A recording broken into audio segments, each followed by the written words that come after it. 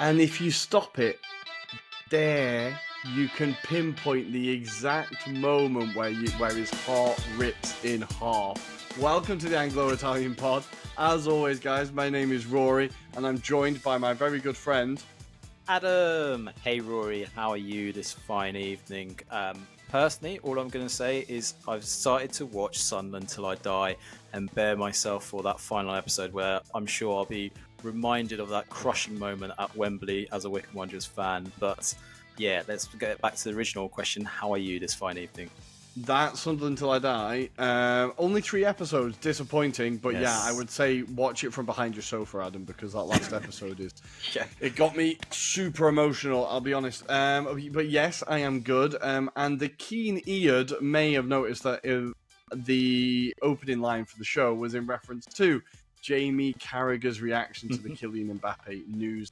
That he might be interested in joining Arsenal. Carragher's relationship with Arsenal is getting worse and worse, right? It feels like there's a real chip growing on the shoulder there. But I did really enjoy Thierry Henry's reaction of just, what you're looking at me for? Which, obviously, just reading far too much into it, now I'm like, oh yeah, that means Mbappe's coming because Thierry's been talking to him every single day. And he's trying not to give it away. He's like double bluffing, right? He's double bluffing. And that means I can now get Mbappe on the back of my Arsenal shirt next season. I can't wait, right? It's going to be great. I think it'll be fascinating to see if he ever actually does sign for Arsenal. I think it's a tad bit optimistic, perhaps, but yeah, those comments kind of give you a glimmer of hope, don't they, Rory? And it's the hope that keeps you going in football, right? It's the hope that keeps you going and kills you, right? That's the awful thing about hope. But yes, in general, I'm very, very good. Lots of football to talk about, really. Return of the Champions League, return of the Cool Kids Club, and the Even Cooler Kids Club. It's still going on as we speak. We've had the first round of games, so we'll maybe cast an eye over some of them. But the later round of games are still going on as we speak. But this week, we are going to be talking about Kylian Mbappe and PSG in the Champions League. We're talking about Lazio maybe taking the first step to a huge upset in the tournament. We'll be talking about votes in Serie A, maybe managers in trouble, breaking rules, and of course the big news that, regarding Roy Hodgson, Crystal Palace, and Oliver Glasner. So lots to talk about. Adam, anything I've missed before we go for a break? I think that's it. So let's get into it. Let's do it. We will see you on the other side. Hi, I'm Phil Brown, and you're listening to the Anglo-Italian podcast. And here we are. It's time for the Euro review, and there's only one place to start, and that is in the Champions League. And we're going to be starting with, in the capital, let's talk about Lazio 1, Bayern Munich 0. Now, I think most people expected Bayern Munich to kind of breeze through this game or make it slightly more comfortable. I know that Bayern Munich, obviously, and we're going to talk about it, are having their issues in their domestic league, issues with Thomas Tuchel, issues with Thomas Muller, issues with Manuel Neuer. It's all kind of going wrong at the club. But even with that being said, for Lazio, this is a huge win. This is like a big statement. Yeah. This makes it now 11 clean sheets at home, which is the highest in all of Europe's top 5 leagues, which is a pretty mental stat, considering that usually Saudi's teams are kind of associated with more attacking verve, more kind of like gung-ho tactics. It's kind of interesting that he's managed to build such a solid defense and such a solid unit at the back, right? Yeah, definitely. And I think for context as well, prior to kickoff, he was away, or he had a few players missing from this particular match. So the likes of Nicolo Casali, who he was going to have alongside Romagnoli, was obviously out for this match. Matteo Zaccagni was also missing because he couldn't kind of work off his thigh strain. And the same was said with Nicolo Ravella as well. So, 3, I would say, key starters for this match missing. So Sarri had to think about using his kind of tactics and, style of play to really overcome this Bayern Munich side. There is going to be obviously a lot of element around Bayern Munich and the fact that they're not in the greatest form. If you look at the previous match, obviously they lost to their kind of rivals in the title race in Bayern Leverkusen.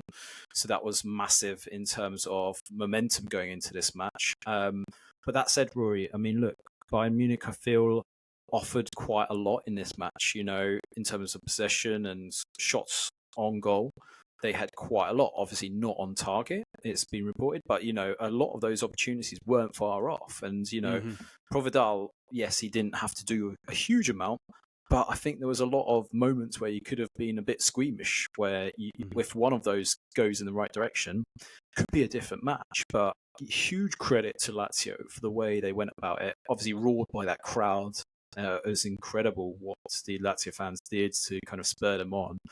And yeah, like we said, I mean, I think there was moments in this match that helped them. You know, obviously that sending off for Upamecano, which leads to the penalty decision, and then obviously Ciro Immobile, I think the underrated striker across Europe because of his record. And if he'd done this consistently in the Champions League, I don't think a lot of people would be writing him off. But, you know, superb result for Lazio. I think the question for me, Rory, I feel 1-0 is not enough. And it's going to be a huge ask to kind of maybe go there and shy it out, or maybe play out for another 1-0 win. But I mean, credit to Sarri and the way Lazio went about it. I mean, initially, were you shocked at this result? I was genuinely surprised, honestly. And I know, like we said, Bayern Munich, it's all kind of going pretty wrong. It feels like Tuchel is a dead man walking. I'm surprised that he's not really been put out of his misery yet. Even if you look back at like how they won the league last season, it was only an all-time Dortmund being Dortmund that meant that Bayern Munich won the league, right? If Dortmund go out and they're sensible, they win the league there. But of course, they're unable to do that. So I think even that title win was kind of helpful for Tuchel, right, or helpful for Bayern. And it covered over a lot of cracks. So I think we probably thought Bayern were in a better state than they were. But again, despite all that being said, I still expected them to probably get a 2-0, 2-1 win here and just get it back to the Allianz. I do think you're right that a 1-goal lead isn't probably going to be enough. I mean, I think Maurizio Sarri basically said the same thing as well and was like, 1-0 is not enough to defend. But it's a huge statement win for Lazio. It's a huge, because I don't think many people really expected them to get through the group, if you know what I mean. I think it was, people thought they might struggle to get through the group, but they got through relatively comfortable in the end, I suppose.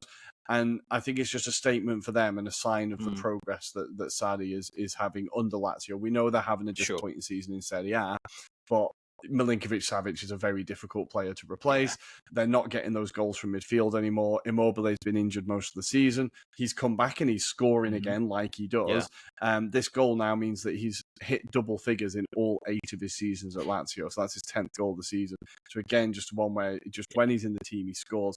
So I think it's just a really good sign of progress at Lazio. Not quite the Scudetto race I had them down for, but a very, very good win. And with the mess that Bayern are in and with the general mood around the camp, if ever there's a time to go to the Allianz and win, I think this might be the year. So I think Lazio can take a lot of credit for a lot of encouragement from this and don't have to be scared. They don't have to go there and be like they can actually go for it and be like, you know, let's just see what happens. I think one player in particular, now he got man of the match, the UEFA man of the match as well.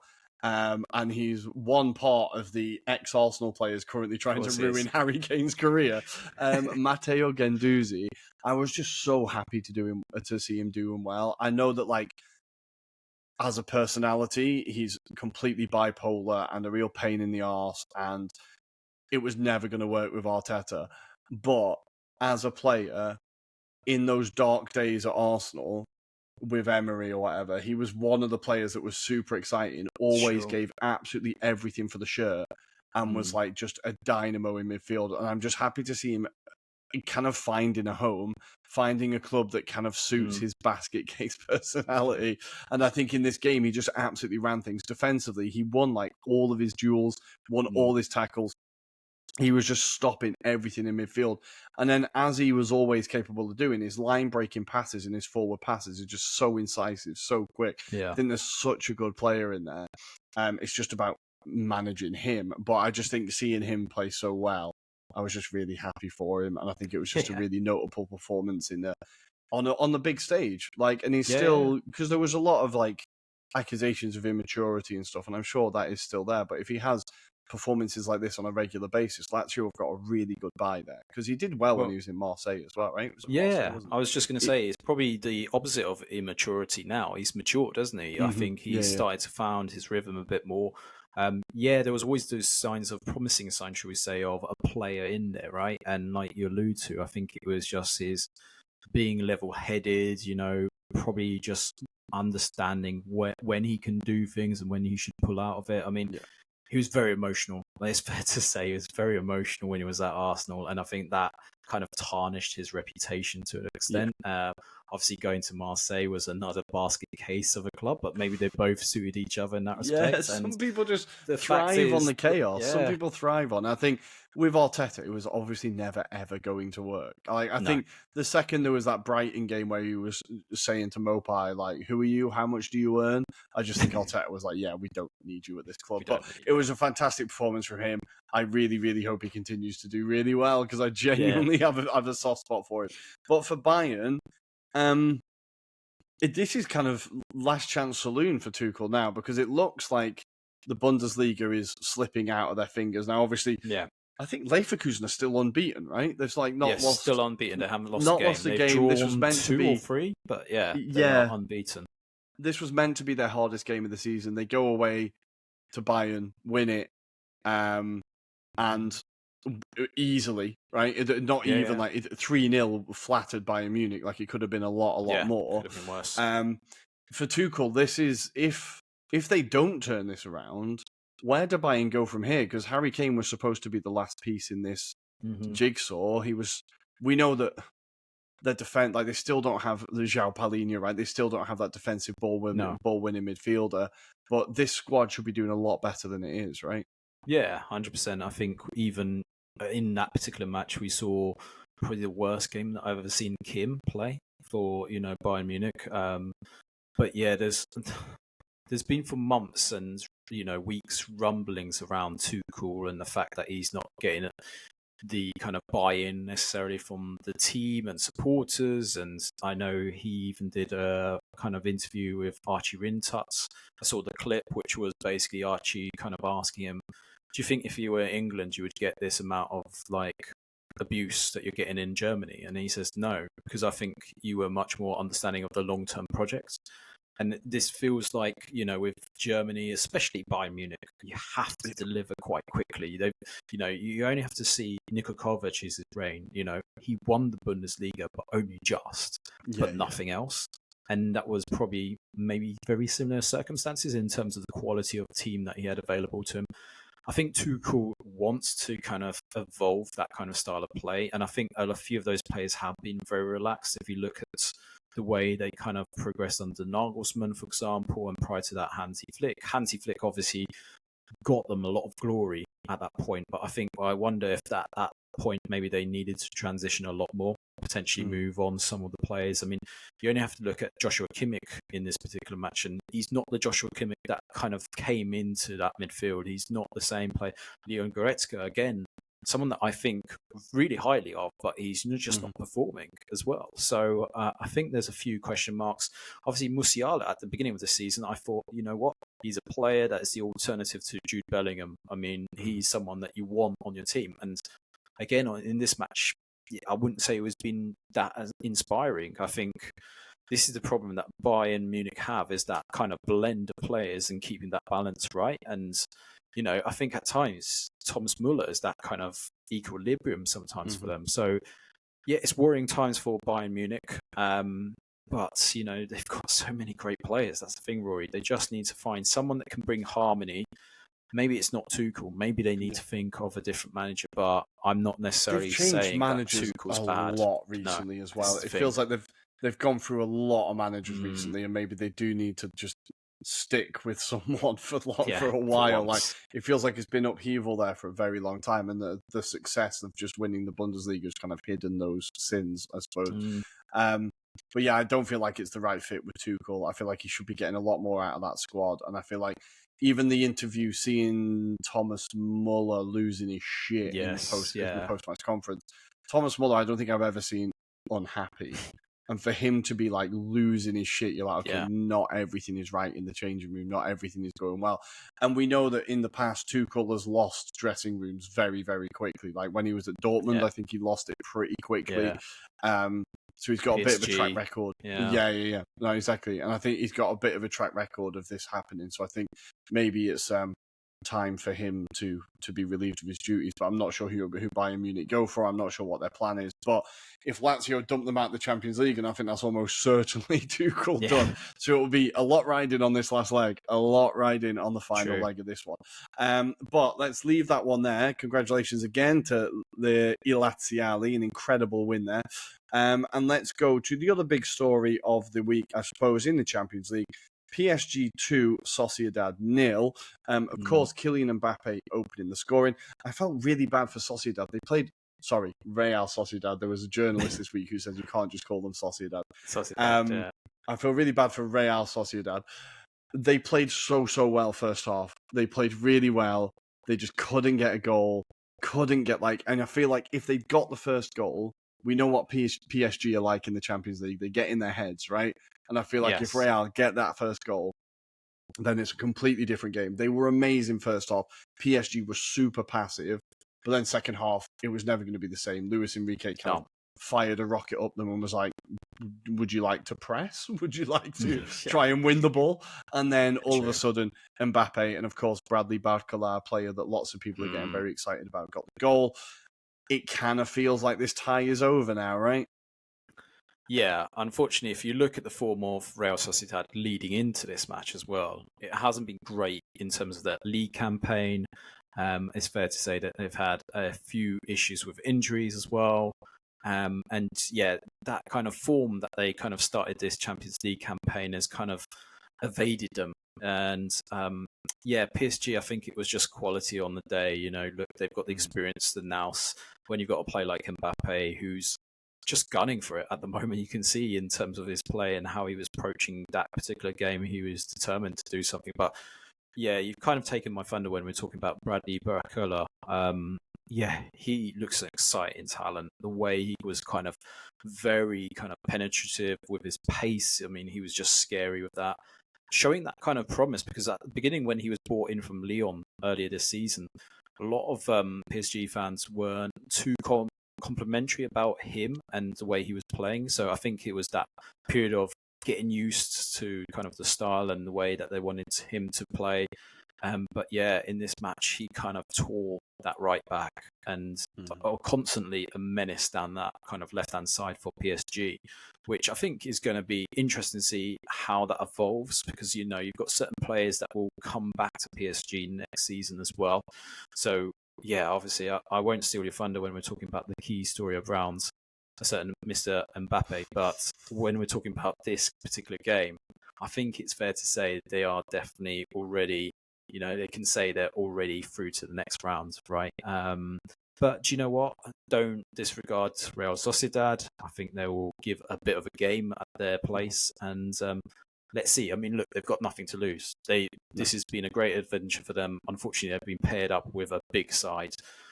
So let's see what they can do in Sociedad. But big ask, I would say, Rory. Big ask. Yeah. No, I still think going to Bilbao is going to be interesting. Or San Sebastian, sorry. It's going to be a cauldron there. And I think if Real Sociedad do manage to get the first goal, again, if they manage to get the first goal, then maybe there's a bit of a game on, because again, PSG, they get into their heads. They usually implode in Europe. So I feel like it could be worth an outside £2.50 bet or something on this being an upset, just in case. Don't put too much on it, but I reckon there is a slight chance of it, because as we've seen with Sociedad, they've not scored in their last 4 games, and it's just like their scoring boots have ran out at the wrong time. Like even Andre Silva's been struggling, but again, Kubo in this game was fantastic. He's a player that's just such a threat every single time, but again, Sociedad just couldn't get that final touch, couldn't get the killer touch to get control of the game. But if we look at PSG and of course Kylian Mbappe, kind of quickly-ish, this is his last chance really to try and do it with PSG. It looks like, right? This is kind of now or never. If he goes to Real, then he will almost certainly win the he will certainly win the Champions League with Real Madrid. Like, they'll win it for 10 years in a row if they get him, I imagine. But for PSG, do you think this is a good thing or a bad thing that Mbappe's leaving? Because I think there could be that kind of the theory, I can't remember what basketball player it's named after, but the theory of when he left, the team got better. So like when you have one player who's just the best guy, they leave and then the team gets better. Do you think there's any chance of that for PSG? Because I feel like they're trying to lean more towards this, not having superstars, trying to get a kind of proper team together. Do you think Mbappe going could actually be a blessing in disguise? I think it could be a catalyst here. I think, they've been for years, they've got this production line in their youth academy that seems to be, spitting out these really talented players that they've never integrated into their first team, which has been baffling, really. And if you think about the way they've approached it this season, it's definitely been a bit more sustainability-wise. Obviously, not too many big expenditures, I mean, by their standards, I would say, because don't forget, they did spend 100 million on Koulibaly as well this season. So, and they got Osimhen, Dembele as well on a free, didn't they? But wages wouldn't have been small, shall we say. But yeah, I genuinely feel like this could be a blessing, because sometimes I think his arrogance gets in the way of how they do things, and certainly there's been this kind of over-reliance that he's the man, he's the one that has to lead, and sometimes that's been to their benefit, right, Rory? I think that's been kind of, when you want someone to turn up on the big stage, you want that big player. But over the last few seasons, you can see that the amount of stars that they've had has got in the way of them progressing as a team. And I think for once, they're starting to realise that you have to have the right team as opposed to having individual brilliances like your Messis, like your Neymars, etc. And I'll be critical. I've never been a big fan of Neymar, but on his day, he could turn it on. But for me, he was just never consistent enough. I think he was never there. In his Barcelona days, he was there. There was signs of it, but it just never kind of matured when he made that move. And that's where I think they were kind of drawn to, is that they need to get superstars into their team, almost like follow through of the Galacticos kind of era that you saw at Real Madrid. Whereas actually, I think that was a different kind of Galacticos. They were individually really good players on their kind of areas. So, for example, Figo, Zidane, you could get them to fit. Even those players, they adapted to that team. And but they also didn't win as much as you'd expect them to win. No, they also didn't win that much. They should have won more. So I think that's definitely one thing. There's a theory that, it was trying to follow that model wasn't a good idea in the first place. Because when I remember I guested on a pod maybe a few years ago now, where we were talking about the Galacticos, and when we looked at their trophy cabinet, we were like, they didn't actually win that much. Like, they won like a league title and a Copa del Rey. Like, there really wasn't that much there. So maybe it'll be interesting to see how PSG deal with it. Obviously, they won't be getting a lot of money. They won't be getting any money. No. So it's not like they can reinvest that, but I do feel like maybe there'll be a focus away from just buying big new shiny things, and it could be a big opportunity for Barcola, as we talked about. Maybe with Mbappe not there, he becomes the main guy. They still spent 50 million on him, right? So it's definitely not cheap. So maybe it could be a big opportunity there. But it'll be interesting to see where he goes. I, of course, hope that Thierry Henry is on the phone to him every single day. Just checking, because we need to squeeze every little bit of credit we can get out of Thierry Henry being at Arsenal, because I think it's running out. That generation's starting to get older, so we need to take advantage before we can.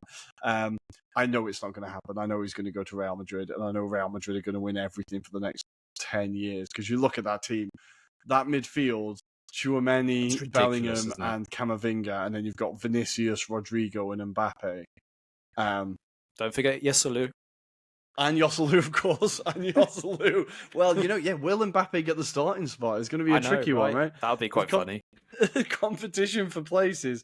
But obviously it's going to be Real Madrid. It's very predictable, isn't it? But good. Elsewhere in the Champions League, very quickly, a fantastic performance from Phil Foden again for Man City, as they won 3-1 against Copenhagen. Copenhagen looked like they put up a bit of a fight, made us believe for a second, before, of course, Man City just steamrolled. Job done there, really. I also kind of forgot that was the first competitive game Copenhagen have played since the last game in the Champions League knockout group stage. They really were on a hide into nothing, I think. And then Real Madrid 1, Leipzig 0. Speaking of teams that didn't take their chances, Leipzig, I'm not sure how they didn't score in this game. They had so many chances. The Seshko goal being ruled out as well was slightly controversial.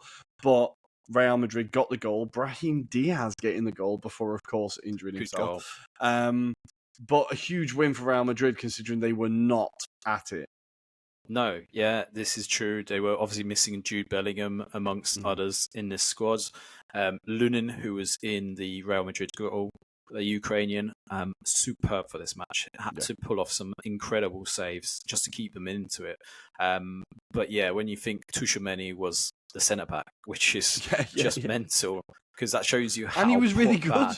He was really very good as well. He filled in really well. But yeah, that shows you how bad the injury crisis is at Real Madrid at the moment, because obviously missing David Alaba, they're missing obviously, I've forgotten his name, but the Chelsea centre-back that was there, Rudiger. Rudiger. So yeah, look, fantastic result from a Real Madrid perspective. Leipzig will be kicking themselves, especially Benjamin Sesko, because not only was it that header, he had a few other opportunities which he probably should do better, get them on target, for example. So yeah, they'll be kicking themselves. Just one word on that Copenhagen one. I do feel for them because, that's like pre-season and being told, by the way, we've got Man City who have just been playing 10 games ago.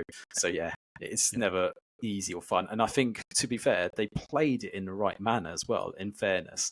But yeah, it's just match sharpness, wasn't it? At the end of the day, that was the difference between the two sides. Yeah, and it's Man City hitting full flow as well, isn't it? So Copenhagen, unbelievable. But yeah, good. Obviously, that's all of the Champions League this week. We need to wait till next week for the big boys to arrive, as Arsenal take on Porto and Inter Atletico Madrid. I remembered that's the tie. It came up on my phone. I was like, oh God, I can't wait for that. Yeah. I might be working on getting a ticket for that. I'm going to try really hard. But let's see. The other talking points this week, Adam, what do we want to talk about? Should we do a bit of Premier League chat? Talk about Crystal Palace? Why not? Let's break it up. So, why don't you introduce it? Well, let's do it. The news broke today that, sadly, Roy Hodgson was taken ill in a training session and had to go to hospital, I think.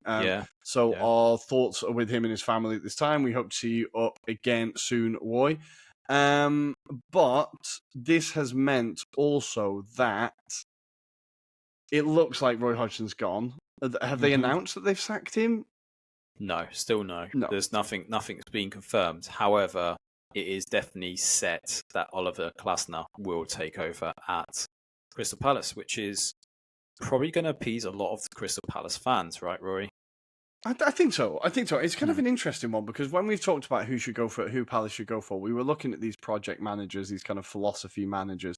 But we was maybe it's just us being big old Prem faces that we were only looking at managers who'd managed the Premier League, and we were like, Graham Potter, Steve Cooper, these kind of managers. This is it. I think even Steve Parish hasn't necessarily shown that ambition to go abroad and get these talents, with the exception of Patrick Vieira, for example. Yeah. But who's very much tied to the Premier League anyway, exactly, right? He's very much like. But when I heard this, or when I first saw it, I was like, that is a really interesting one. Like, I like that idea. Like, obviously, his Frankfurt team were very, very good. I was looking at his league finishes. He had one season where he finished 11th, but the rest of them was like 7th, 4th. I think he had a season up in 2nd, maybe. He was really, really pushing them and getting great results out of those players. Obviously, developing a lot of players that we're now very familiar with. And I love the system that he plays. This 3-4-2-1 kind of uber pressing. He's come out of a long time ago out of the Red Bull family, so you know what kind of style of football you're going to get. You know what the general idea is.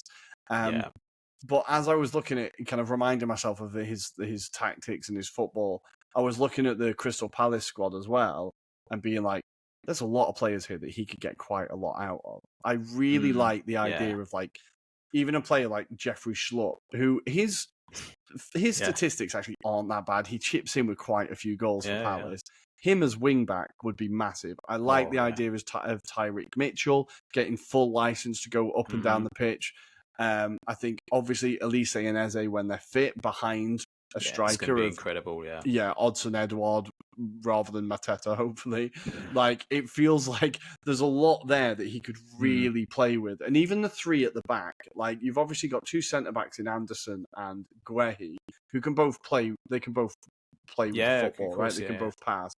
But even a player, and this is my Arsenal bias coming out, obviously. Now, Rob Holding isn't a ball playing defender, right? No. Don't do that. But in a three at the back with two players who can play the ball, I think he could do really well as just your no nonsense centre back that's just there to clear headers and get in the way. Because when Arsenal, whenever we were trailing in a game or winning a game and had to defend a lead, it was Rob Holding who'd come on and help us see out the game. So I think even a player like that with a three in the back, it could really be a revival for him as well. So I think there's a lot there to be quite excited about. What were your first impressions of this move?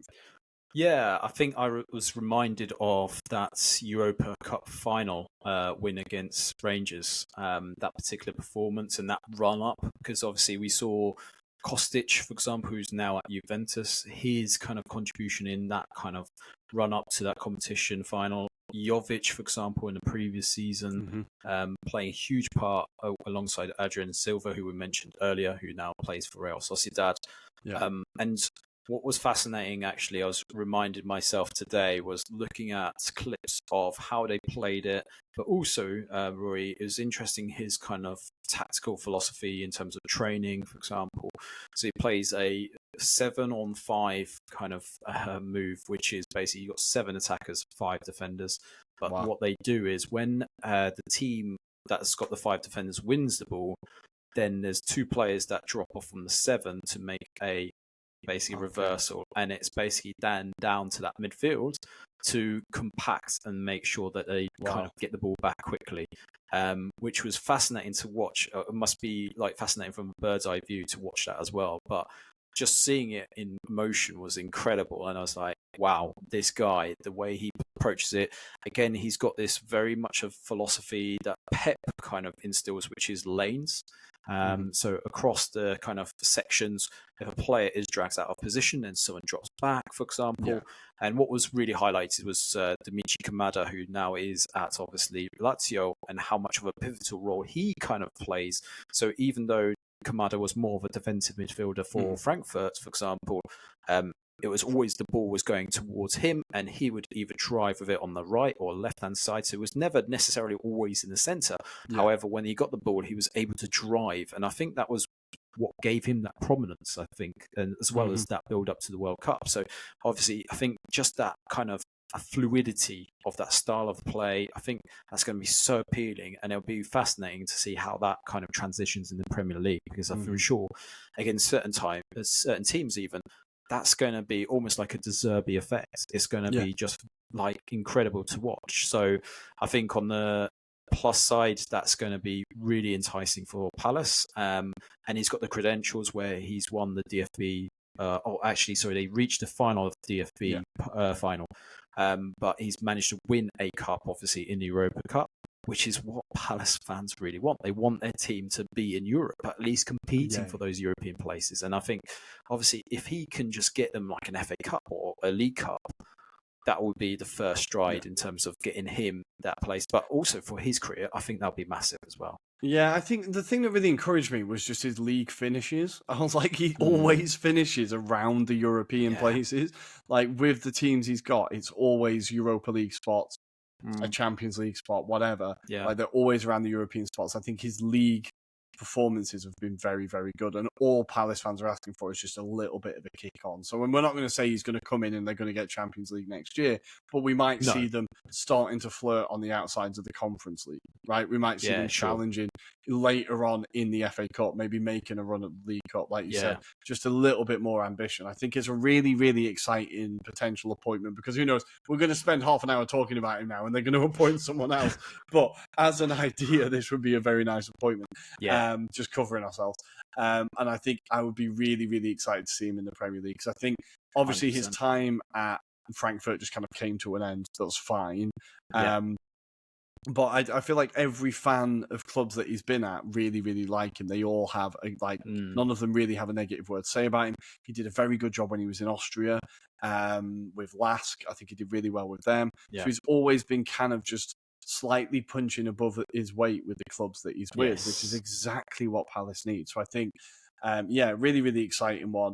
It's not how any of us wanted it to end for Roy. We've kind of said this. We all wanted... He should have just retired when he retired. I'm sorry, but he should have just... It was quite a nice send-off, and now this is just all a bit unedifying. And I really hope that... Yeah, and more importantly, I really hope it's not had a detrimental effect on his health. If you know what I mean? Like, if this is... Sure. If this is like a serious illness, the stress of the last couple of months probably hasn't helped, if you know what I mean. So I think we've all just got to hope that he's okay and he can put his feet up and actually, just slippers on a beach or something like that. Yeah, exactly. Because I think I've seen like Palace fans on Twitter as well, and they're all like, obviously there's always knobheads on Twitter who are like, oh, well, you were just saying you wanted Roy out and now you don't want him to die or whatever, just absolute knobs. But I've seen a lot of Palace fans having to defend the fact that they weren't happy with Roy just because he's now ill. It's like, no, we weren't happy with him, but that also doesn't mean I don't like... I still hope the bloke's okay. I still hope he's alive, right? Well, exactly. And in the conversations, I've just heard a lot of the Palace, or seen a lot of the Palace fans just saying none of us wanted it to end like this. Like, we all know he's a Palace fan. We all know, like, none of them wanted it to end like this. But we hope that he's, get better soon, Roy, please. But slightly exciting times for Palace fans, maybe. It's all they've been asking for. That's it. In Serie A, Adam, what is the news in Serie A? There's been a very big vote.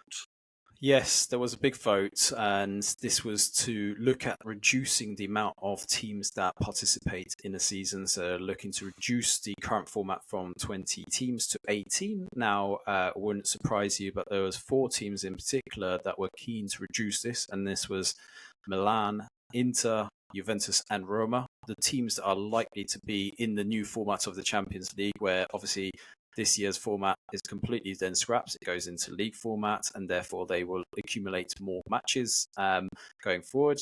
And obviously they were quite keen for a solution, should we say, whereby it made it a bit easier on the league campaign. But in an unanimous vote, 16-4 against the proposal, it meant that it's going to be kept at 20 teams, which I think is no bad thing. But obviously the bigger clubs see a gripe with this because they're going to have to look at how they rotate the teams and make it fresh and still be able to be as competitive in the league campaigns as they are in Europe, shall we say. Because, look, lots of teams, and the reason why Serie A kind of went the way of 20 teams was to compete to the likes of, your Premier Leagues, La Liga, for example, as well, that have this format. But obviously, they look at other kind of European neighbours like Germany, for example, where they've got only 18 teams, and they feel that's a huge benefit to the way that they kind of work in terms of their progress in Europe as well. So I can see merits from both sides, Rory, but I think overall this was always about benefiting the big clubs so that they can accumulate more of the funds, for example, and that only makes them strengthened, whereas your smaller sides, let's say your Empolis, for example, it weakens them because they get lower revenues from the kind of 4 games that would have been missed from this campaign. So I think it was a sensible decision on the whole. I'm glad that the majority did vote against it, because I think Serie A has been great over the last few seasons. It's not been a detriment to those teams. I mean, if anything, it probably helped them progress into the campaigns that they had in Europe, for example, last season and the season beforehand. So I think this is great news for Serie A. How was your initial reaction to this vote? I think it's good that it's been voted down, because I think we've talked a lot about how Italian lower league football really needs help, right? The game really needs development, and it really needs investment. And I think pulling the ladder up a little bit higher doesn't service that at all. No. It does the exact opposite. And I think all it does is just kick 2 teams in Serie D down to Eccellenza and Eccellenza down to whatever. Like, I think it's really good that teams like Carpi and Foggia and these teams do get their go in Serie A, if you know what I mean. I know that, like, maybe it was the Lotito, maybe, who came out and said, like, what the fuck are we doing playing Carpi like it's a village on the beach or whatever? Like, there's a lot of owners who really are not happy that some of these teams have the gall to get into Serie A, right? But I think for the good of the Italian game, these teams coming up and having that, and now obviously the Serie A isn't the huge cash injection that 1 year in the Premier League is, but it's a big thing for a club, right? You can set yourself as a solid Serie B, Serie A team and do that kind of yo-yo in or whatever. It can be a real big platform. Like, you're looking at a club like Empoli, their whole model has been between Serie B and Serie A and producing talents and selling them on, and like a team like that with 2 less places, maybe that never happens, right? Maybe a club like Sassuolo, I know they're owned by Mapai and it's not exactly a romantic story, but maybe that club never happens, if you know what I mean. I think for the benefit of the Italian game, beyond the top 4, because I can already hear a lot of Serie A people going, no, but we need the teams doing well in Europe. Beyond that, because that's not all I care about. That's not really what I care about. I care about the game in Italy. I think you need to have a 20-team league where those teams do get the chance of one season, and it leads to more teams being more professional, whatever it is, having more infrastructure, 100%. Being able to keep the academy going for an extra year, whatever it is. I just think it definitely will help the game in Italy much longer. And as you said, it's just the top teams being super selfish, which of course they would, right? Every club would be selfish to suit themselves. But it's just them being selfish and thinking, if we can rest a little bit more, because obviously the Champions League is going to bring more games. It is going to bring more games. And more dead rubbers. So look forward to them. But I think that's a good news story from Italy this week. I think that's a bit of good news. It will definitely help the game develop, fingers crossed. But Garen, were there any more stories before doing on-air admin? But any more stories before we want to go for the break? The main one, let's allude to it now, and this was the kind of potential investigation to Inzaghi, right? So Inzaghi was implemented by Bastoni's idiocy in a post-match interview against Roma, whereby he basically told a reporter that Inzaghi's words inspired them at half-time. And just for context, basically, Simone Inzaghi was suspended for this match, and as part of the regulations, and this is not just the kind of Serie A regulations, this is just generally, if you're suspended, you're not allowed to have any form of like influence or communication with the team at all. You are therefore, you shouldn't be there. You can be in the stands, for example, but you cannot be present in the dressing room. You cannot be kind of anywhere where it could be deemed as influencing the kind of results or the players, etc. So it came out to light that Bastoni kind of revealed that Inzaghi's spoke on like a speakerphone, and then his assistant said, "No. Actually, we he basically went, no, this was something we played to the players to be inspired, basically." So it was their interpretation of trying to navigate from this kind of, he didn't have an influence over the team. This is a pre-recorded message. He was, we had a few scenarios recorded, like A, option B, C. A. If you're 2-1 down, press this button, right? Basically. It's now in the hands of FIGC, who are going to investigate it, but Inter feel that they've got a case to say they did not manipulate the rules in such a way. But as you can imagine, Rory, online went absolutely crazy, especially with Milan fans and Juventus fans. I think my best comments were -10 points for Juventus. But Rory, thoughts on this? What do you reckon? It's just funny, isn't it? It's just funny because Bastoni is obviously just... I can sympathise with anyone who speaks before they think, because that's all I do. And I can just imagine that it just made me laugh so much, like an innocent slip of the tongue. And then the assistant manager, just the poor bastard, really having to be like, no, that didn't happen. I don't know what he's talking about. Yeah, kicking Bastoni's legs, basically, at the same time. No. Yeah, like, you're getting fined. Yeah, just funny, innit? That all this planning and all these things and all these, like, can all just fall apart. Football ultimately is still very, very amateurish down when you come down to, like, the brass tacks. It's still very amateurish. And I love that. But it's a busy week for them because Acerbi is also being I was going to say, investigated for sticking a middle finger up at the Roma fans. I trying think to it was endear himself to justified, Lazio though. again. Very much justified, given the abuse that it was around him having cancer, basically, and Roma fans just not giving it lightly to him being an ex-Lazio player. So I think it was fully justified. Probably not the right environment to do it, but I think it was zero fucks given, basically. No. That was the vibes. Well, listen, and I know what they're going to say is you need to be a good role model, there's kids watching, etc. But I also think football fans need to get a thicker skin. You can't just abuse someone for 90 minutes and be like, oh, he said something to me, it's not allowed. You have to just have a thicker skin. They have the right to reply, especially when it's horrific chance like it was. So, I think Acerbi, fair play to you, mate. And look, his career's really kicked on since he went to Inter, so it's been an absolute genius move for him, so fair play to him. But guys, I think that is all the news stories this week, basically. Pretty much.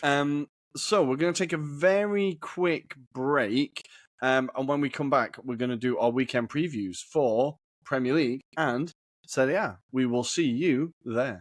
Hi, my name is Dimi Konstantopoulos, and you're listening to the Anglo-Italian podcast. And we are back like we never left. It is time for the weekend preview. And we're going to start in Serie A. We're going to start in Italy. And Adam, do you want to take us through the Serie A fixtures? Yeah, I'm just going to do a bit of a rewind because we actually saw a game yesterday, which was Bologna winning against Fiorentina 2-0, which was a massive result for Bologna, given that both sides competing against each other, both hating each other as well, because they're kind of very much close in that region. But massive win because Orsolini and Odgaard again, Rory, scoring on the score sheets. So Bologna, superb. Fiorentina, on the other hand, showing that they are Fiorentina, essentially, and back to their normal service resumes after that 5-1 win against Frosinone. That really does kind of interest or intrigues that kind of top 4, top 5 race at the moment between those kind of group of teams. But Rory, I will move on to the fixtures that are going to take place on Friday if you're listening to us right now, and we'll start off at 6 p.m. where we've got Torino taking on Lecce. Lecce needing the points here, but Torino in good form. And then also at 8 o'clock tomorrow evening on Friday, as you're listening to us, it's Inter versus Salernitana. Inter at home. I'm not expecting a shock here, cricket score. Look, Absolute Fabio cricket score. Livrani is having his first game at the helm of Salernitana. So, yes, as you said rightly, I think it will be a cricket score. We'll move into Saturday's fixtures even, early kickoff, 2 p.m. We've got Napoli taking on Genoa. That could be a fascinating tie, but I think the one that you're tipping here, Rory, was Hellas Verona taking on Juventus at 5 p.m. What's your hunch on this, Rory? I've got a feeling Verona at home. Verona always manage to fish themselves out of it, right? And I know I've kind of said that Verona and Empoli, I'm backing both of them, but I don't think both of them can do it. And I feel like Verona, we've talked about the signings they've brought in. They've kind of Swiderski, right? Yeah, he's going to get it done. Hopefully, and that would condemn. Was it a 4th unbeaten run, or potentially not winning a game for Juventus, which would be fascinating to see? Allegri today is being quoted as potentially being offered a new contract till 2026, which every fan apart from the Juventus fans are rubbing their hands right now at that prospect. Everyone's delighted. Everyone's delighted at that prospect because apparently it'll be a lower wage but higher bonuses, so it's basically incentivizing Allegri to do something potentially. We'll wait and see. But I'll bring you back in terms of Saturday's games, and this is a big game for Atalanta, and I'm telling you this reason, Rory, and people are listening. Atalanta take on Sassuolo, so in that respect, probably nothing game for Atalanta. I'd expect them to win this, but if you look at Atalanta's run going forward, Rory, they've got a back-to-back against the big guns. So I believe, if I'm not mistaken, I'm going to quickly load up the fixture list for Atalanta, but they've still got to take on in the next few games after this fixture. So it's AC Milan away. Then they've got so away to AC Milan, yes, away to Inter. Then they're at home to Bologna, and then they're away to Juventus before taking a home game against Fiorentina, and then away to Napoli. So that's pretty much all of March that they are back-to-back against the teams in around that space. So, Rory, they really could do with a win against Sassuolo, and I'm not expecting Sassuolo to do much in this match, but would you agree that they need the 3 points here? That is a rough one. That is a rough run of fixtures. That is such a rough run of fixtures. Yeah, they massively need the win, but as bad as Sassuolo are and have been, we know that they do have the propensity to just turn up, score 4, concede 3 and win. Yeah. Like, it's just when they don't expect it, we don't expect it, no one expects it, and it happens. So I think Atalanta this year have had the cutting edge and had that kind of bloody mindedness to be fairly consistent. So I think, they should get the job done here. But yeah, massive. If they don't win this, then you're starting to look at that run and going, okay, when's the next win coming? Pretty rough. That's it. So we're moving to Sunday's fixtures. Big one to start us off at 11:30. We've got Lazio taking on Bologna. So that would be a massive game for both sides. Still in the hunt for 4th and 5th places. So could Bologna follow up? I've got a good feeling for Bologna, but good match there. Then we've got Empoli taking on Fiorentina at 2 p.m. David Nicola hopefully following up with that victory against Salernitana. So that would be massive for Empoli if they could get a win against Fiorentina. Then we've got the draw specialists, Rory. Udinese taking on Calgary. Calgary really need the points at the moment to pull them out of the relegation places at the moment. And then going into 5 p.m, Rory, we've got kind of a Rome derby because we've got Frosinone at home against Roma. And obviously, as you spoke to me offline, Di Francesco going back to his old stamping ground. He was a player at Roma. Be good to see if he could pull off a result against Roma. But Roma, obviously, with De Rossi, I think probably have enough to overpower this Frosinone inside, but you can never know with these kind of games. And then we'll go on. So I think De Rossi might have been coached by Di Francesco when he was at Roma. De Rossi must have been. Wouldn't surprise me actually. No, it that's must have been. True. So it will kind of be master. In inverted commas of Di Francesco taking on apprentice. Taking on another legend, basically. Yeah. So it'll be an interesting one. As I said, Frosinone's home record has definitely been better than their away record. So I think going there can be tricky. It'll be an interesting one. There's a lot of narrative in this one. And yeah, as you said, it's a kind of Lazio as in the region derby. Yes. So yeah, kind of interesting one there. Could be lots of goals in that one, I think. Frosinone usually... their games have a lot of goals. Exactly. And then we'll move into the late kickoff, a bit of a Milan derby, not Inter Milan just yet, but it is Monza at home to Milan. Could be a good game there, Rory, because there's always been goals in these kind of fixtures before in the past. It'd be good to see Monza maybe be a bit more aggressive with their style of play of late. They haven't really been grinding out a lot of results. Could do with a win just to stabilise their kind of mid-table position, I would say, because otherwise I would worry potentially they might get dragged into it. But yeah, could be a fascinating match. And Rory, that is all of your Serie A fixtures for this weekend. Well, I personally am very excited. Let's go to the Premier League, where we've got some big games this weekend, all starting on Saturday at the 12:30 kickoff. We have Brentford hosting Liverpool. This game again could kind of go either way, really. I think Brentford at home is always a tricky one. They've definitely got some decent results against Liverpool in the past. Liverpool, we talked about in the last game with the 3-1 win. They were fairly fortunate. I think 3-1 slightly flattered them. But this is a chance for them to put a statement down, get that win on the board, and then sit back and relax and see how Arsenal and City do, right? This is just what has got to be done now. I think with Brentford, obviously Tony is starting to kind of find form again, scored a few goals already. They'll have Umbremo back from the AFCON. That's huge for them. So I feel like there could be, it could be a revitalised Brentford that's ready to take on Liverpool. But as we've seen with Liverpool, they'll probably just score 4 goals and get the job done because they're pretty ruthless at this point.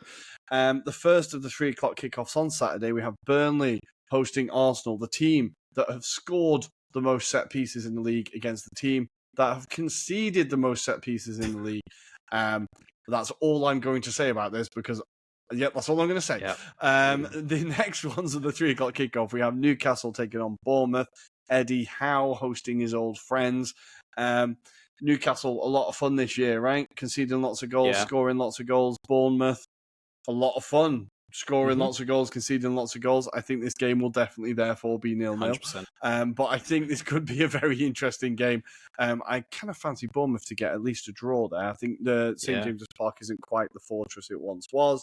And the final, loads of 3 o'clock kickoffs this weekend. There is a few. Fulham hosting Aston Villa. Aston Villa desperately need to get back in form.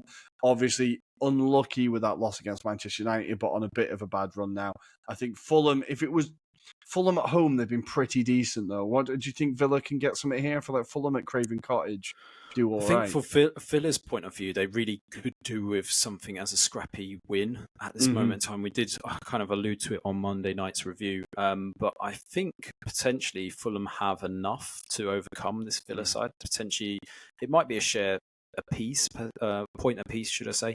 But yeah, I feel like Villa really needs something to come off the backside of someone just to get a point right now. And their fans would crave that at the moment just to kind of turn their fortunes around. And I think for Emery's sake as well, I think his mind is probably doing cartwheels at the moment. He's probably overthinking things right now and whether he should go on the bus to London or not. So, probably could do with a win, but let's see. I fancy this Fulham side at the moment. Yeah, at home they're very, very dangerous. We have Nottingham Forest taking on West Ham, 2 teams desperate. Speaking of teams desperate for a win, Nottingham Forest hosting West Ham. Forest they've been slightly improved in their style of play. I think there's been a bit of an improvement in their performances, but they're just not getting the results. I feel like even a player like Elanga is putting in some really good performances. Awani is always super dangerous. Obviously, West Ham coming off that 6-0 hammering. This is vital that they get something here. I think if they don't get at least a draw against Forest, things start to get really bad for David Moyes, right? Yeah, I think it becomes a bit more toxic than it has been. Obviously, it was demonstrated in the last game. That was quite bad. Just quickly on the Forest piece, I think obviously what's desperately missing for them is someone of a pinnacle kind of focal point in the attack at the moment, and Chris Wood being off at the moment is looking at his notes at the moment, looks like he's out till March, so that is kind of a big miss when you consider I think Divock Origi is also injured as well, so he's not really necessarily a miss, but I'm just kind of floating kind of target men here, Rory. But yeah, it's going to be a lot of reliance potentially on midfielders to contribute, and maybe a bit more reliance on Morgan Gibbs-White here. But yeah, both sides need a result here, don't they, really, to be fair? And I think it might be going the way of Forest, but that's only because of home advantage. That's the only reason why I'm saying that. But yeah, West Ham, they've got probably the quality against the 2 sides. I think, in Jared Bowen and Kudus, you've got 2 fantastic attacking players in the absence of Paquetá. So, yeah, let's wait and see. But it could be an interesting game, though. Equally, it could be very goal frenzy, right? Yeah, no, I think that could be an interesting one.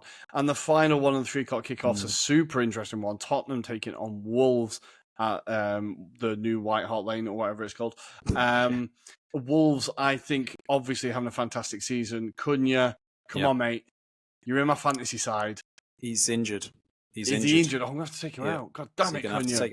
I was going to raise as part of this, though, what did you make of the news that Wolves have to sell potentially a Neto because to balance the FFP rules as well?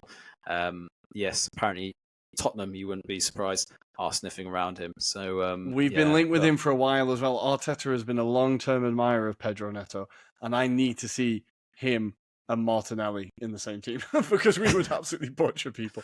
I think it'll be interesting to see who Neto goes to because, my God, that guy is super, super rapid and his output is just insane.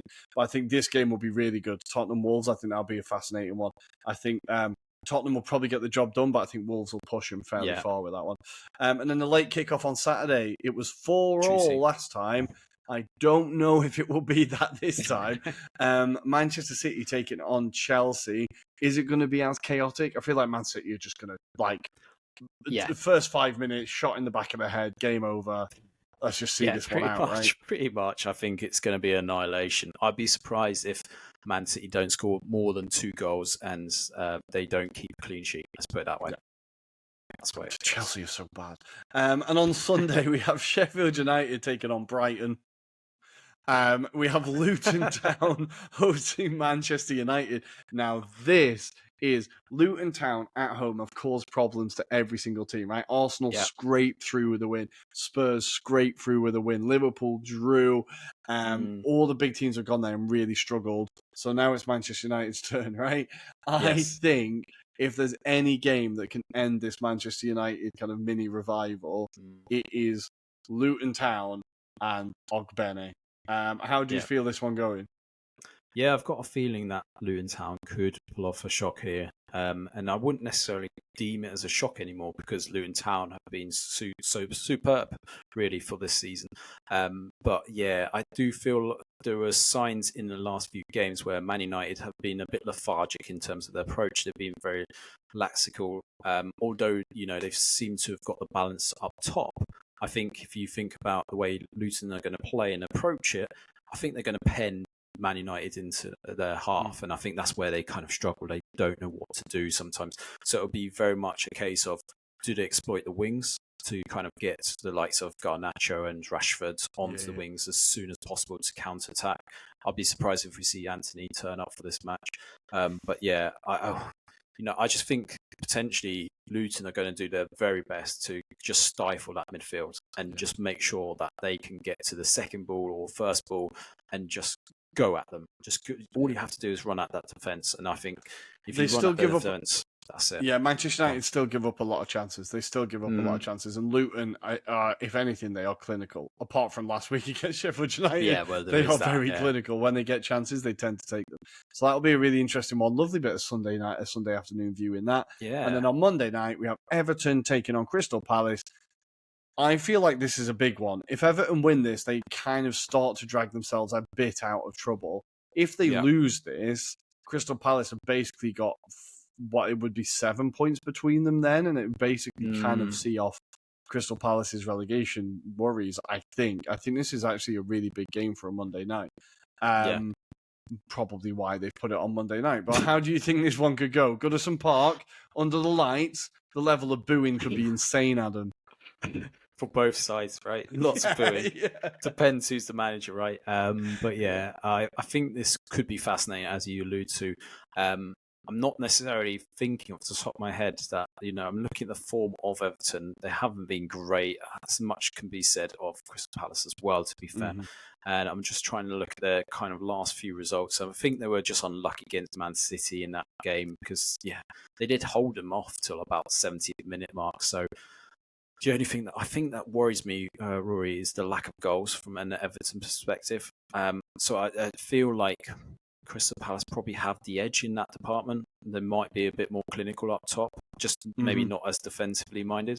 So, yeah, it'd be fascinating. If, as well, Rory, I think this could be the interesting bit. If they've got the manager, will the new manager bounce count in the favour of Crystal Palace? I don't know for sure, but these kind of things do tend to happen, don't they? So he's not going to have a lot of time to spend with his players by all accounts, I would imagine. But yeah, there's always that kind of new manager bounce, players wanting to impress. So we'll wait and see. But yeah, the only thing from an Everton perspective is the lack of goals from the likes of Calvert-Lewin. Because I want to say, isn't it something like 17 games now without a goal? It's been a while. It has been a while, and even Beto has not hit the ground running at all. He can barely get a start, can he? So I think it's not looking great there. But yeah, it will be an interesting game to see. The booing could register on the Richter scale. We will see. It will be interesting. But guys, we're going to leave the weekend preview there. I think there's everything done. A great weekend ahead, hopefully. Definitely. And we're going to take a very, very quick break, and we're going to come back with Tiki Taka Toe. See you there. My name is Massimo Morales, and you are listening to Anglo-Italian podcast. And welcome back to Tiki Taka Toe. It is time for the world's famous favourite quiz, as me and Adam go head-to-head in a game of tic-tac-toe based on this week, the return of Champions League football. We have gone for European football. So in the grid along the top, we have managed by Guardiola, Juventus and Inter. And along the side, we have España, teammate of Robben, and Lazio. Instantly, I am terrified. Yes. Now, I think I went... You went first last week. So I think I went need to go first, so it's your turn this time. Yeah. I need to go first this week. So, Juventus and teammate of Robin, I'm going to try to do. And I think I'm going to... Now, who has Robin played for? He's played for Chelsea. He's played for Bayern Munich. Those are the main ones. Yeah. So I need someone who's at Bayern Munich and Juventus. I'm going to go for Mandzukic. Good shout.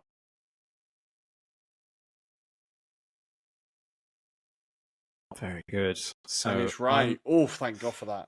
Thank God for I'm that. going to block you then. Managed by Guardiola and teammate of Robin. I'm going to go Frank Ribery. Ribery. Of course, I forgot Guardiola was at bloody Bayern. Yeah, Bayern. Yeah. Oh, that's not how you spell it. Yeah, Ribery. There we go. Franck. Very nice. Okay. So I'm going to have to go Lazio and Juventus. And I'm going to go for Nedved. Good shout. Very good. So to block you, España and Juventus, Alvaro Morata. Yeah, that was in my back pocket. God damn it. Yeah, I know. Alvaro Morata. Okay, so Spanish and managed by Guardiola is just an absolute sitter. So yeah, David Silva. Yeah, well done. We talked about this guy, so I'm going to have to block you, Rory. Lazio and Inter, Francesco Acerbi. Acerbi, the big man. Okay, so I need to think of one that... Oh, God. Managed by Guardiola and Lazio, or Inter and Spanish. Inter and Spanish is very difficult, I think. Yeah, I was trying to think about this. This is quite difficult, isn't it, when you think about it? I'm trying to think of Spanish teams who play, Spanish players who play for Inter, and it's not a... You know, like, you have countries that you associate with teams. Spain is not one I associate with Inter. If anything, Rory, there's been a lot more Spanish players playing for Milan than there has been for Inter, right? Yeah. I can think of loads of Spanish players for Milan, but Inter doesn't feel like they've had many. This is where we found out, Rory, at the end of this. We'll start thinking about them. But yeah, nothing springs to mind initially. So I'm going to do Lazio managed by Guardiola, and I'm going to go for Pedro. Good shout. 1987, I imagine it's that one, right? Yeah, it's got to be, hasn't it? Yeah, there we go. Yeah, correct. So you've got me this bit of a dilemma, or do I call you bluff? Because I technically have to block you. I don't know if this player did for Inter and Spain. I'm going to go for it, Rory. Solari? Or was he Argentinian? That is a massive shout. Was he Argentinian? Don't know. No. I've got a funny feeling he was Argentinian. Maybe he was Argentinian. Yeah, maybe I thought he was Spanish because he played for Real Madrid. Yeah, that's where I was thinking of this one. So you could steal this, Rory. You've just got to work it out. I could if I could think of a Spanish player who's played for Inter. Why is Joaquin coming into my head? That's not right. God, I need to think of those like really weird years that Inter had when they were just terrible. Do you know what? They seem to have loads of Portuguese players. That's all I can think of now. Well, Spanish and Inter. They didn't have a goalkeeper. It's going to be some player who didn't even play for Spain, isn't it? It's going to be like...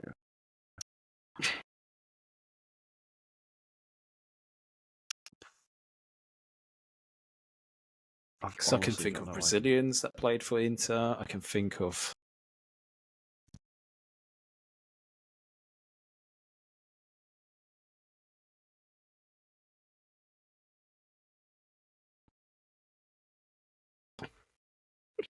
This is so hard. I was going to say Simeone, I bet there's people screaming at us, Rory, going, why the hell have you not said X player?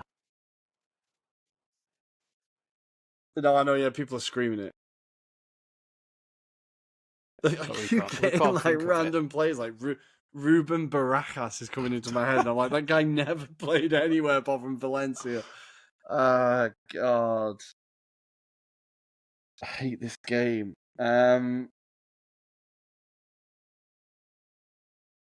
What do we do if neither of us know it? I've got a funny feeling I might know someone, but I don't know if this is true. But I don't. So I'm gonna transfer.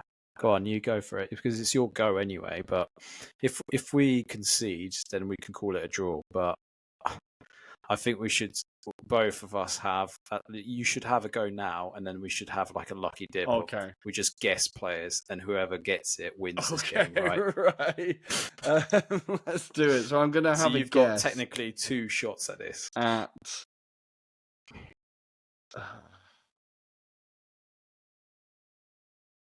No, there's just stupid names coming into my head because I'm just not thinking. Mendieta, I know is fucking wrong. This is the one I was going to go with. That's the one I was No, it's not right. No, it's not that's right. fine. I think it's a draw, Adam. I think it is, mate, to be honest. I'm just trying to think. Who, even in the 90s, 2000s, I can't think of anyone obvious. No one springs to mind, mate. I can think of Argentinians. I can think of everyone that's like Hispanic notion, right? Yeah. Just not a Spaniard. We're going to be kicking ourselves, Rory. There's going to be one player that's so obvious. But if you want to concede, I'm happy to take a draw. I think we're just going to have to shake hands and call it a draw, man. If I click end as draw, does it give you the answers?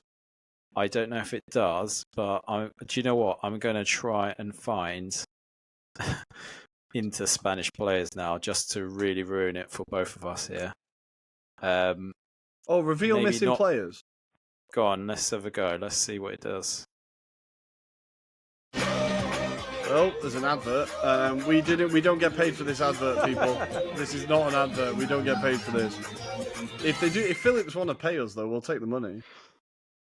Luis Suarez. Not Luis Suarez, yes. Old Luis Suarez, Jesus Christ. The other ones that I had, Rory, according to Google, is Borja Valero, and Martin Montoya. He played for Barcelona, if I remember rightly. Yeah. Borja is annoying because I watched him a lot. Yeah. That's annoying. I always figured he was Argentinian or something. I didn't think he was from anywhere. I never thought about where he was from. Yeah, good. Oh, well. Wow, that was a difficult one. That was a really difficult one. That was very difficult. But I think we all learned something along the way. And maybe there was. I'll tell you what, listener. If you were there shouting Luis Suarez, then absolutely fair play to you because you know your shit. But guys, I think that's everything for this week. We are done on that note.